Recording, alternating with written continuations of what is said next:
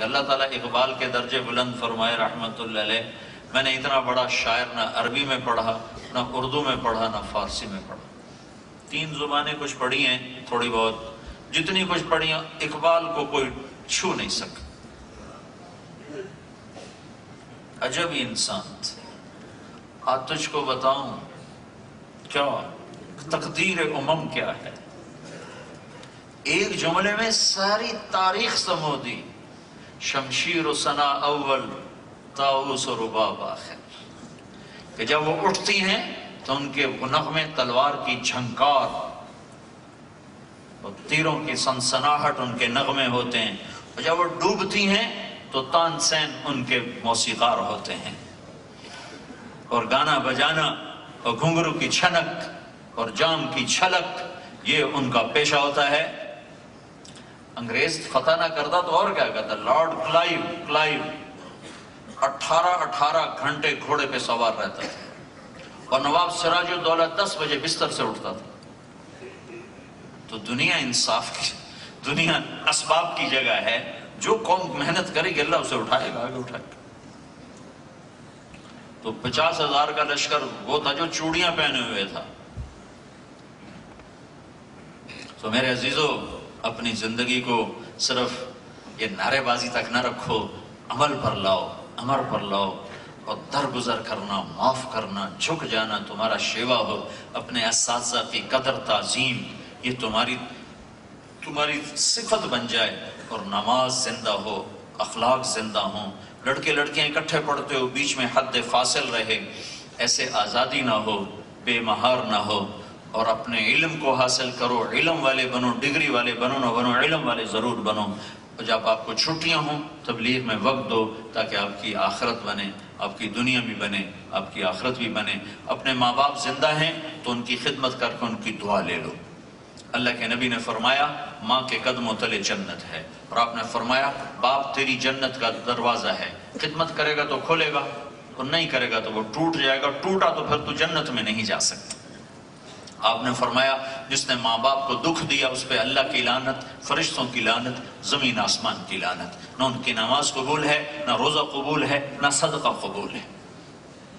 آپ نے فرمایا میں نے جنت میں تلاوت سنی، میں نے پوچھا کون تلاوت کر رہا ہے؟ کہا جی حارثہ۔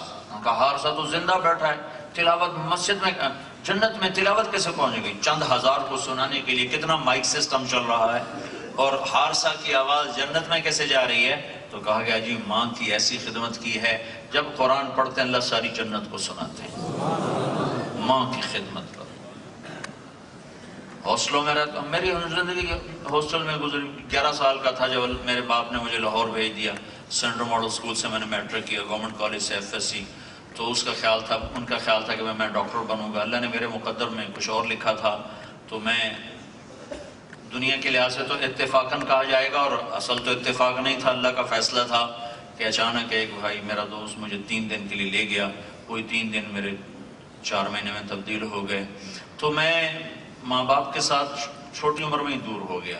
جب ہوش آئی ان کی خدمت کرنے کی تو وہ فوت ہو گئے، تو حسرت ہی رہ گئی۔ تو تمہیں اللہ موقع دے تو ماں باپ کی خدمت کرو، ان کی دعا لو، ان کی دعا لو، ان کے لیے دکھ نہ بنو، ان کے لیے تم رحمت بنو۔ میں یہاں سے، میرے جب پیسے ختم ہوتے تھے میں خط لکھتا تھا پیسے گال چھڑو، تو ایک دفعہ میرے باپ نے مجھے خط لکھا، بیٹا کبھی ویسے بھی حال کو پوچھ لیا کرو۔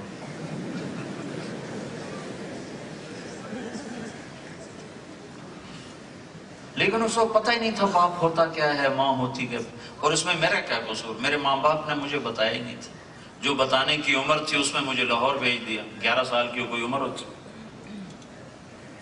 تو مجھے کیا خبر تھی؟ میں تو ایک جنگل کی جھاڑی کی طرح پروان چڑھ رہا تھا۔ اور جب مجھے ہوش آئی کہ مجھے جتنا تھوڑا وقت ملا، میں جب گھر جاتا تھا میں کسی نوکر کو باپ کے قریب نہیں آنے دیتا، میں خود اپنے باپ کو دباتا تھا، تیل لگاتا تھا، مالش کرتا تھا۔ میرے باپ مجھے بڑی دعا، لیکن تھوڑا زمانہ ملا، جلدی چلے گئے، تو وہ ایک حسرت رہ گئی۔ تو تمہیں کہتا ہوں اگر تمہارے زندہ ہیں تو جی بھر کے خدمت کرو، اگر مر چکے ہیں تو ان کے لیے ایصال ثواب کرو، ان کی قبروں پر جاؤ، وہاں بیٹھ کے قرآن پڑھو۔ ہمارے ہاں تو قرآن بھی کرائے پر ملتا ہے کہ یہ مدرسوں کے پاس جاتے ہیں، مول صاحب قرآن دے بھائی، آنا جی 100 ختم لے جاؤ۔ تو تمہارا تو قرآن بھی کرائے پہ ملتا ہے، خود نہیں پڑھتا۔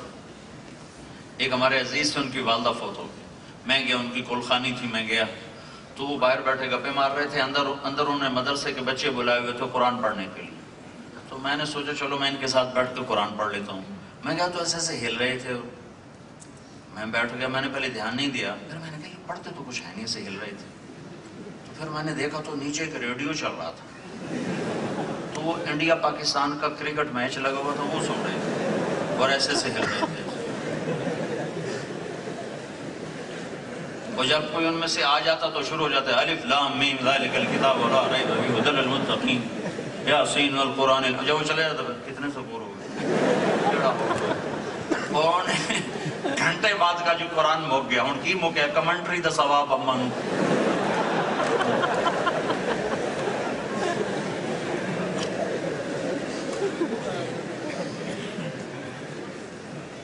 تو میں ڈاکٹر ہوتا تو میں تو اپنے باپ کے کسی کام کا نہیں تھا، میرا چھوٹا بھائی دل کا ڈاکٹر ہے اور میرا باپ دل کی بیماری میں مر گیا، لیکن اس کا جنازہ میں نے پڑھایا، یہ مجھے سعادت میں، اس کو غسل میں نے دیا، اس کو کفن میں نے دیا، اس کو قبر میں اتارا، جنازہ پڑھا، کفن میں قبر میں اتارا۔ یہ علم جو پڑھا تھا دین کا یہ میرے باپ کے کام آیا، لیکن میرے بھائی کا ڈاکٹر بننا اس کے کام نہیں آیا۔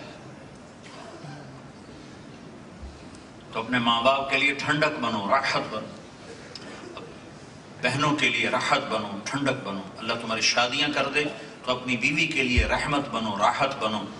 اللہ کا نبی کا فرمان ہے بہترین مسلمان وہ ہے جو بیوی سے اچھا سلوک کرے، اور آپ نے فرمایا جو جنت میں میرے گھر کے قریب گھر بنانا چاہتا ہے، جو جنت میں میرے گھر کے قریب گھر بنانا چاہتا ہے تو اسے دو کام کرنے ہوں گے، ایک اپنے اخلاق اچھا کرے، ایک اپنی بیوی سے اچھا سلوک کرے، تو وہ جنت میں میرے گھر کے قریب اس کا گھر ہے۔